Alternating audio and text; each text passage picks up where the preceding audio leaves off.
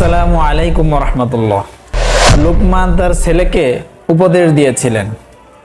উপদেশগুলো বদলে দিতে পারে আপনার জীবনে চলার ধরন।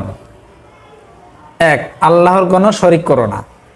আল্লাহর শরিক করা তো চরম সীমালঙ্ঘন। 2. নামাজে দাঁড়ালে অন্তরের হেফাজত করা। নামাজে দাঁড়ালে তখন মনকে স্থির রাখা কষ্ট হয়ে পড়ে। ধরা যাক কোনো একটা জিনিস হারিয়ে ফেলেছেন, অনেক খুঁজেও পাননি।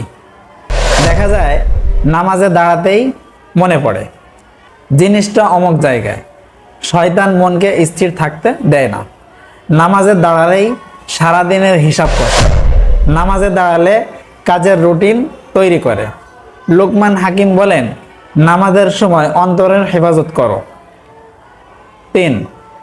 খাবার ধীরে সুস্থে খাওয়া। তাড়াহুড়ো করে খাবার খেতে গিয়ে গলায় আটকে যায় অথবা খাবার উপরে উঠে নাক জ্বালাপোড়া করে। একটু অসতর্কতায় বড় বিপদ ডেকে নিয়ে আসতে পারে। এজন্য লুকমান হাকিম খাওয়ার সময় তাড়াহুড়ো করতে নিষেধ করেছেন। 4. অন্যের ঘরে গিয়ে এদিক ওদিক না তাকানো। এ অভ্যাস থাকলে দূর করা উচিত। লুকমান হাকিম বলেন, অন্যের ঘরে যেন চোখের হেফাজত করে, আপনার জন্য তারাও যেন লজ্জিত না হয়, আপনিও যাতে লজ্জিত না হন। 5. কথা বলা বা ভাষণ দেওয়ার সময় নিজেকে সংযত রাখা। অসতর্কভাবে কথা বললে সমস্যা হতে পারে। বেশি কথা বললে নিজের মর্যাদার হানি হয়। 6. মরণকে এক মুহূর্তের জন্য না ভুলে যাওয়া।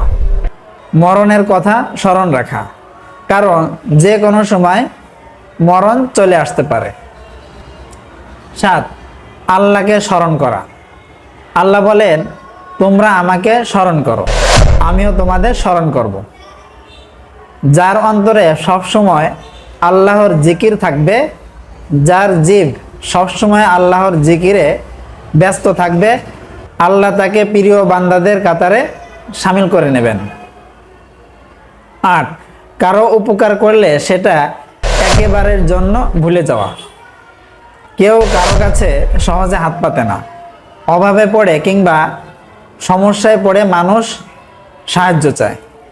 উপকার করলে তা নিয়ে খোঁটা দেওয়া যাবে না। 9. কেউ আঘাত দিয়ে থাকলে ভুলে যেতে হবে।